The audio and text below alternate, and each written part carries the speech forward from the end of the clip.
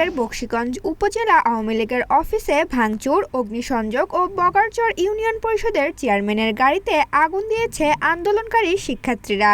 রোববার দুপুরে এ ঘটনা ঘটে। দেশব্যাপী চলমান বৈষম্য বিরোধী অসহযোগ আন্দোলনের অংশ হিসেবে এক দফা দাবিতে সকাল থেকে মাঠে নামে আন্দোলনকারী শিক্ষার্থীরা। উপজেলার নূর মোহাম্মদ উচ্চ বিদ্যালয় মাঠ থেকে বৈষম্য বিরোধী শিক্ষার্থীরা বিক্ষোভ মিছিল বের করে বিভিন্ন স্লোগান দিতে থাকে। পরে বিভিন্ন সড়ক প্রদক্ষিণ করে মালিবাগ মোড়ে অবস্থিত উপজেলা আওয়ামী লীগের দলীয় কার্যালয়ে এসে ভাঙচুর ও অগ্নিসংযোগ ঘটায়। এ সময় আওয়ামী লীগের নেতাকর্মীরা কার্যালয় ছেড়ে চলে যান। অন্যদিকে উপজেলা চত্বরের সামনে থাকা বগারচর ইউনিয়ন আওয়ামী লীগের চেয়ারম্যান মাসুম প্রামাণিকের গাড়িতে আগুন দেয় আন্দোলনকারীরা। এদিকে সকাল থেকে জামালপুর শহরের বিভিন্ন মোড়ে অবস্থান নেন ছাত্রলীগ, যুবলীগ ও আওয়ামী লীগের নেতাকর্মীরা এবং বিভিন্ন সড়ক দিয়ে মোটরসাইকেল শোডাউন করে তারা।